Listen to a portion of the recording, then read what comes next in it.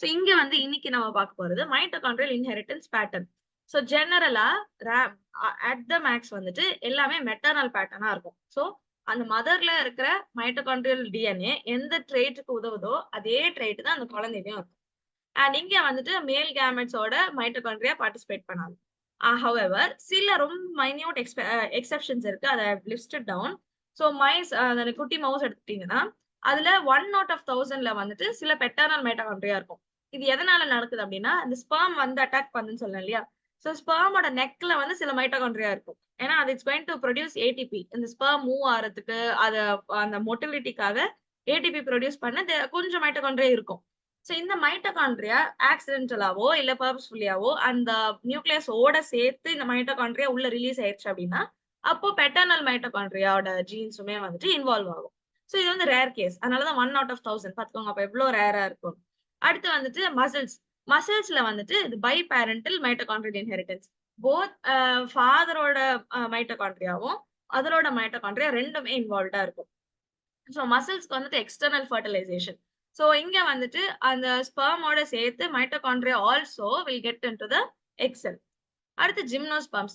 ஜிம்னோஸ்பர்ம்ஸ் எடுத்துட்டோம் அப்படின்னா நம்மளோட இந்த இந்த பிளான்ஸ் இருக்கு இல்லையா, நான் ஃபிளவரிங் பிளான்ஸ். ஸோ அங்க வந்துட்டு பெட்டர்னல் இன்ஹெரிட்டன்ஸ். அங்க மெட்டர்னல் இன்ஹெரிட்டன்ஸே கிடையாது, பெட்டர்னல் இன்ஹெரிட்டன்ஸ் மட்டும் தான் இருக்கு. அப்புறமா சில இடத்துல வந்து we call it to be homoplasmy. ஏன் ஹோமோபிளாஸ்மி அப்படின்னு சொல்றோம்னா ஒரு யூனிஃபார்ம் பாப்புலேஷன் ஆஃப் மைட்டோகாண்ட்ரியா ஒரு ஆர்கானிசம்ல இருக்கும். இப்ப நீங்க ஒரு ஜெனரேஷன் எடுத்துட்டீங்கன்னா அந்த ஜெனரேஷன் ஸ்டார்டிங் அந்த ஃபீமேலோட ஸ்டார்ட் பண்ணி அந்த ஜெனரேஷன் கம்ப்ளீட்டாவே வந்துட்டு ஒரே விதமான மைட்டோகாண்ட்ரியா இருக்கும். ஸோ அதுக்கு பேர் தான் ஹோமோபிளாஸ்மி. ஓகே, ஹோமோபிளாஸ்மி. ஸோ சில இடங்கள்ல வந்துட்டு ஹெட்டிரோபிளாஸ்மி பார்ப்போம். ஹெட்டிரோபிளாஸ்மின்னு சொல்லும் போது ரெண்டு மெட்டர்னல் பெட்டர்னல் ரெண்டோட மைட்டோகாண்ட்ரியா இன்வால்வ் ஆயிருக்கும். அதான் இப்ப நான் சொன்னேன் இல்லையா, இந்த நியூக்ளியஸ் வரும்போது ஆக்சிடென்டலா சில மைட்டோகாண்ட்ரியா உள்ள வர வாய்ப்புகள் உண்டு. ஸோ அதுக்கு பேரு லீக்கினஸ். ஸோ இந்த மாதிரி பை பேரண்டல் இருக்கும் போதோ இல்ல ஒரு லீக்கினஸ் நடக்கும் போதோ ஹெட்டிரோபிளாஸ்மி இருக்கும். ஸோ ஹோமோபிளாஸ்மி, ஹெட்டிரோபிளாஸ்மி. ஹோமோபிளாஸ்மின்னு சொல்லும் போது ஒரே மைட்டோகாண்ட்ரியா ஒரு என்டையர் பாப்புலேஷன் இல்ல ஒரு என்டையர் ஜெனரேஷன்ல இருக்கும். ஹெட்டிரோபிளாஸ்மின்னு சொல்லும் போது ரெண்டு விதமான மைட்டோகாண்ட்ரியா வரதுக்கான வாய்ப்புகள் உண்டு. ஓகே, அது வந்து ஜெனரல் பேட்டர்ன். ஸோ இந்த மைட்டோகாண்ட்ரியல் ஜீனோம் எப்படி இருக்கும் அப்படின்னு பார்க்கலாம். ஸோ இதுக்கு நம்ம சிம்பிளா பேர் கொடுக்கும் போது எம்டி டிஎன்ஏன்னு சொல்லுவோம். ஸோ சிடிஎன்ஏன்னு சொன்னா காம்ப்ளிமெண்டரி டிஎன்ஏ. எம்டி டிஎன்ஏ அப்படின்னு சொன்னா மைட்டோகாண்ட்ரியல் டிஎன்ஏ. ஸோ நீங்க எங்கேயாவது எம்டி டிஎன்ஏ இல்ல கொஸ்டின்ல நீங்க எம்டி டிஎன்ஏன்னு பாத்தீங்கன்னா remember it is mitochondrial DNA. So இது வந்துட்டு ஒரு ஆர்கானிசம்லயும் அதோட சைஸும் அதோட ஸ்ட்ரக்சரும் மாறும். ஓகே, ஸோ நார்மலா வந்துட்டு நம்ம ஆக்சுவல் நியூக்ளியர் குரோமோசோம்ஸ் இல்ல ஆக்சுவல் நியூக்ளியர் ஜீன்ஸை விட கம்பேர் பண்ணா இது ரொம்ப சின்னது. ஓகே, ஸோ இங்க நீங்க ஹோமோசேபியன்ஸே பார்க்கலாம். 16.6 கிலோ பேஸ் பேர். ஒரு கிலோ பேஸ் பேர் அப்படின்னா 1000 base pairs. Okay, so 1000 base pairs make 1 kilo base pair. அப்போ 16.6 கிலோ பேஸ் பேர். அப்ப இது இன்ட்டு 1000 போட்டீங்கன்னா அந்த அளவுக்கு பேஸ் பேர்ஸ் மைட்டோகாண்ட்ரியல் டிஎன்ஏ இருக்கும். ஓகே, ஆனா இந்த out of this 3.1 billion base pairs நம்மளோட பாடி வந்துட்டு ஆல்மோஸ்ட் 3 to 5% மட்டும் தான் டிரான்ஸ்கிரைபே பண்ணும். ப்ரிசைஸா சொல்லணும்னா 3%. ஸோ மற்றது எல்லாமே வந்து நான் கோடிங் ஜீன்ஸ் தான். மைட்டோகாண்ட்ரியல்ல அந்த பிரச்சனை இருக்காது. நான் கோடிங் ஜீன்ஸ் வந்து ரொம்ப ரொம்ப ரொம்ப கம்மி. we will be seeing that. So size பார்த்துக்கோங்க. 3.1 பில்லியன் பேஸ் பேர்ஸும் 16.6 kilo base pairs. So that is the difference. So அதே மாதிரி ஒரு பிளான்ட்டுக்குமே ஒரு ஆர்கானிசத்துக்குமே இந்த ஜீனோம் சைஸ் வந்துட்டு சேஞ்ச் ஆகும். ஸோ எப்படி ஏன் மைட்டோகாண்ட்ரியாக்கு இந்த டிஎன்ஏ இருக்கு, எப்படி இதுக்கு டிஎன்ஏ வந்துச்சு அப்படின்றதுக்கு they propose something called endosymbiotic theory. So endosymbiotic தியரியில என்னன்னு சொன்னாங்க அப்படின்னா இப்போ இருக்கிற சில ஆர்கனல்ஸ், அதாவது இந்த யூகேரியோட்டிக் ஆர்கனல்ஸ் இருக்கு இல்லையா, மைட்டோகாண்ட்ரியா, பிளாஸ்டிட், இந்த ஆர்கனல்ஸ் வந்து ஒரு காலத்துல ஒரு ப்ரோகேரியாட்டா இருந்துச்சு. ஸோ இது வந்து மைட்டோகாண்ட்ரியா ஒரு தனி ப்ரோகேரியாட், அப்புறமா பிளாஸ்டிட் ஒரு தனி ப்ரோகேரியாட். ஓகே, இந்த மைட்டோகாண்ட்ரியா வந்துட்டு ஒரு ஏரோபிக் ப்ரோகேரியாட்டா இருந்துச்சு. அதாவது அது நம்மளுக்கு தெரியும் இல்லையா, மைட்டோகாண்ட்ரியால ஆக்சிடேட்டிவ் பாஸ்போரிலேஷன் நடக்கும். It uses all oxygen, glucose, everything. ATP produce பண்ணும் நமக்கு தெரியும் இல்லையா. ஸோ அதுக்கு பேரு ஆக்சிடேட்டிவ் பாஸ்போரிலேஷன். அது ஒரு ஏரோபிக் மெக்கானிசம். ஸோ என்ன சொன்னாங்க அப்படின்னா மைட்டோகாண்ட்ரியா வந்துட்டு ஒரு ஏரோபிக் ப்ரோகேரியாட், அது வந்து தனியா வாழ்ந்துட்டு இருந்துச்சு. அண்ட் குளோரோபிளாஸ்ட் வந்து ஒரு போட்டோசிந்தட்டிக் ப்ரோகேரியாட், அதுவும் தனியா வாழ்ந்துட்டு இருந்துச்சு. சோ பல வருஷங்களுக்கு முன்னாடி, சோ அப்ராக்ஸிமேட்லி 2.5 பில்லியன் இயர்ஸ் முன்னாடி, இந்த நம்மளோட நார்மல் யூகேரியாட்டிக் செல்லோட இந்த ஏரோபிக் ப்ரோகேரியாட்டும், அப்புறமா போட்டோசிந்தெடிக் ப்ரோகேரியாட்டும் ஃபியூஸ் ஆச்சு. எண்டோசிம்பயாசிஸ். எண்டோசிம்பயாசிஸ் எண்டோ அப்படின்னா உள்வாங்குது. சிம்பயாசிஸ் அப்படின்னா 2மே ஒரு இன்டர் ரிலேட்டடா வாழ்றதுன்னு அர்த்தம். சோ அவங்க என்ன சொல்ல ஆரம்பிச்சாங்க, ஒன்ஸ் மைட்டோகாண்ட்ரியா வந்து இன்வேட் ஆகி யூகேரியாட்டிக் செல்குள்ள போயிருச்சு. அதே மாதிரி பிளான்ட் செல்ல வந்து மைட்டோகாண்ட்ரியாவோட சேர்ந்து குளோரோபிளாஸ்டும் வந்துச்சு. ஒன்ஸ் இது உள்ள வந்ததுக்கு அப்புறமா அது டிபெண்டன்ட்டா வாழ ஆரம்பிச்சிருச்சு. சோ நம்மளோட செல் is dependent on mitochondria and chloroplast. Mitochondria and chloroplast நம்மளோட செல் மேல டிபெண்டன்ட்டா இருக்கு. ஏன்னா ஒன்ஸ் இது சிம்பயாசிஸ் நடந்ததுக்கு, அதாவது இந்த எண்டோசிஸ் நடந்ததுக்கு அப்புறமா மைட்டோகாண்ட்ரியாவால தனியா அதோட ஃபுட் ப்ரிப்பேர் பண்ண முடியாது. It depends on the sell. So sell glucose கொண்டு போய் குடுத்தாதான் மைட்டோகாண்ட்ரியாவால ஏடிபி ப்ரொடியூஸ் பண்ண முடியும். சோ அந்த மாதிரி இட் பிகேம் டிபெண்டன்ட். அதே மாதிரி நம்ம செல் கூட it became dependent on the mitochondria. நம்ம செல் வந்து மைட்டோகாண்ட்ரியாவை டிபெண்ட் ஆயிருக்கு. எதுக்கு? ATP production. நமக்கு தெரியும் இல்லையா, நம்ம classical sentence power house of the cell. ஏன்னா மைட்டோகாண்ட்ரியா தான் வந்து ஏடிபி ப்ரொடியூஸ் பண்ணுது. சோ இந்த மாதிரி ஒரு ஒரு எண்டோசிம்பயாசிஸ் நடந்திருக்கும் அப்படின்றதுக்கு பேரு தான் எண்டோசிம்பயாட்டிக் தியரி.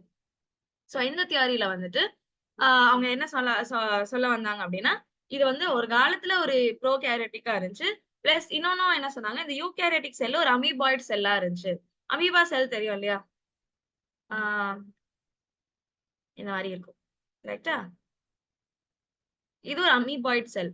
சோ அமீபாய்டு செல் யூசுவலா எப்படி ஃபுட் சாப்பிடும்னா, இங்க ஃபுட் பார்ட்டிகல்ஸ் கிட்ட வரும்போது இந்த ஃபுட் வந்து எக்ஸ்டெண்ட் ஆகும். அதுக்கு பேரு சூடோபோடியா அப்படின்னு சொல்லுவோம். இந்த சூடோபோடியா எக்ஸ்டெண்ட் ஆகி ஒரு கட்டத்துல இட் ஃபியூசஸ். இந்த இடத்துல க்ளோஸ் ஆகி இது ஒரு வாக்யூலா உள்ள வரும். வாக்யூலா உள்ள வந்ததுக்கு அப்புறமா அதுக்குள்ள டைஜஸ்டிவ் என்சைம்ஸ் மிக்ஸ் ஆகி ஃபுட் டைஜஸ்ட் ஆகும். இப்படிதான் அமீபா சாப்பிடும். சோ அதே போல வாட் தே எக்ஸ்பெக்டட், என்ன அவங்க கெஸ் பண்ணாங்க அப்படின்னா, இந்த மாதிரி அமீபாய்டா இருக்கிற யூகேரியாட்டிக் செல்குள்ள மைட்டோகாண்ட்ரியா எண்டோசிஸ் மூலமா உள்ள வந்துச்சு அப்படின்னு சொல்லிட்டு அது ப்ரொபோஸ்ட். சோ அதுக்கு பேரு தான் எண்டோசிம்பயாட்டிக் தியரி. சோ எண்டோசிம்பயாட்டிக் தியரி பேஸ் பண்ணி ஒரு 2-3 கொஸ்டின் எக்ஸாம்ல வர வாய்ப்புகள் இருக்கு. அண்ட் இதோட எவிடன்ஸ் என்ன, ஏன் இப்படி சொல்றாங்க, வாட் இஸ் தி எவிடன்ஸ் அப்படின்றத பாத்தீங்கன்னா, ஃபர்ஸ்ட் என்ன சொன்னாங்க, குளோரோபிளாஸ்ட் சைஸும் நம்ம நார்மல் ப்ரோகேரியாட்டிக் சைஸும் ஒண்ணு. சோ குளோரோபிளாஸ்ட் மட்டும் எடுத்துக்கும் போது குளோரோபிளாஸ்ட் சைஸும் நார்மல் ப்ரோகேரியாட்டிக் செல் சைஸும் ஒண்ணு. அடுத்து வந்து அது ரெண்டுமே பைனரி ஃபிஷனால டிவைட் ஆகுது. இப்ப நான் மைட்டோகாண்ட்ரியா சொன்னேன் இல்லையா, அது ரெண்டுமே வந்துட்டு பைனரி ஃபிஷன்ல டிவைட் ஆகுது. அண்ட் அதுக்கு எஃப்டிஎஸ் புரோட்டீன்ஸும் இருக்கு. இப்போ மைட்டோகாண்ட்ரியாக்கு ஐ ஷோட் யூ DRP1 புரோட்டீன். அந்த மாதிரி குளோரோபிளாஸ்ட்க்கு எஃப்டிஎஸ் புரோட்டீன்ஸ்னு இருக்கும். இதே போல மைட்டோகாண்ட்ரியா எடுக்கும்போது மைட்டோகாண்ட்ரியாவும் சைஸ் வந்து ப்ரோகேரியாட்டிக் செல் சைஸ்ல இருக்கு. இதுவும் பைனரி ஃபிஷன்ல வந்துட்டு டிவைட் ஆகுது. பைனரி ஃபிஷன் தான் நம்ம யூசுவலா பாக்டீரியால பார்ப்போம். அதே மாதிரி சில புரோட்டிஸ்டாவோட மைட்டோகாண்ட்ரியாக்கு எஃப்டிஎஸ் ஹோமோலாக்ஸ் இருக்கும். ஹோமோலாக் அப்படின்னு சொல்லும்போது அதுக்கு சிமிலரான புரோட்டீன், அதே புரோட்டீன் கிடையாது. எஃப்டிஎஸ் மாதிரி இருக்கிற புரோட்டீன்ஸ் வந்து சில புரோட்டிஸ்டா மைட்டோகாண்ட்ரியால இருக்கு. சோ இதை பேஸ் பண்ணி அவங்க என்ன சொன்னாங்கன்னா, குளோரோபிளாஸ்டும் மைட்டோகாண்ட்ரியாவும் ஒரு காலத்துல ப்ரோகேரியாட்டா இருந்துச்சு. அப்புறமா தி செகண்ட் மெயின் இது வந்துட்டு they have their own DNA. அதுக்குன்ட்டு ஒரு சொந்தமா டிஎன்ஏ இருக்கு. அது சர்க்குலரா இருக்கு, லீனியரா இல்ல. ஏன்னா நம்மளோட டிஎன்ஏ வந்து லீனியர் இல்லையா, சர்க்குலர் கிடையாது நம்மளுது. ஆனா பாக்டீரியல்ல வந்துட்டு சர்க்குலர் டிஎன்ஏ இருக்கும், பிளாஸ்மிட் மாதிரி. சோ அதுக்கு வந்து சர்க்குலர் டிஎன்ஏ இருக்கு, அதுக்குன்ட்டு ஓன் டிஎன்ஏவும் இருக்கு. ரெண்டுத்துக்குமே அதுக்குன்னு தேவையான ரைபோசோம்ஸும் இருக்கு. 30S 50S இருக்கு. 40S 60S வந்து நம்மளோட நார்மல் நார்மல் யூகேரியாட்டிக் ரைபோசோம் இல்லையா, அந்த மாதிரி 40S 60S இல்லாம அதுக்கு 30S 50S இருக்கு. 30S 50S எதோட மைட்டோகாண்ட்ரியான்னு சொல்றீங்களா? which mitochondria எதோட ரைபோசோம்ஸ் வந்து 30S 50S இருக்கு. ரைபோசோம்ஸ் எந்த செல்ஸோட, எந்த type of cells? Prokaryotic cells. Correct. Prokaryotic செல்ஸ்க்கு 30S 50S. சோ அந்த மாதிரி யூகேரியாட்ஸ்க்கு வந்து 40S 60S. ஓகே. ப்ரோகேரியாட்ஸ்க்கு 30S 50S. ஓகே. சோ இதெல்லாம் பேஸ் பண்ணி அப்புறமா நிறைய பிரிமிட்டிவ் யூகேரியாட்டிக் மைக்ரோப்ஸ்ல நியூக்ளியர் மெம்பரேனே இருக்காது. அவங்களுக்கு நியூக்ளியர் மெம்பரேன் மட்டும் தான் இருக்கும், மைட்டோகாண்ட்ரியா இருக்காது. சோ இதெல்லாம் பேஸ் பண்ணி குளோரோபிளாஸ்டும் மைட்டோகாண்ட்ரியாவும் தனி செல்ஸ் தான். இது வந்துட்டு நம்மளோட பிரசன்ட் யூகேரியாட்டிக் செல்ஸோட ஃபியூஸ் ஆச்சு அப்படின்ற தியரியை கொண்டு வந்தாங்க. அந்த தியரி பேர் தான் எண்டோசிம்பியாட்டிக் தியரி. ஸோ நீங்க இந்த ப்ராசஸையும் பார்க்கலாம். இது ஒரு காலத்துல ஏரோபிக் ப்ரோகேரியாட், இது ஒரு போட்டோசிந்தட்டிக் ப்ரோகேரியாட். அது ரெண்டுமே வந்துட்டு இந்த நம்மளோட யூகேரியோட்டிக் செல்லோட ஃபியூஸ் ஆகி இப்போ கரண்ட் குளோரோபிளாஸ்டாவும் மைட்டோகாண்ட்ரியாவும் இருக்கு. Okay, so that is the theory.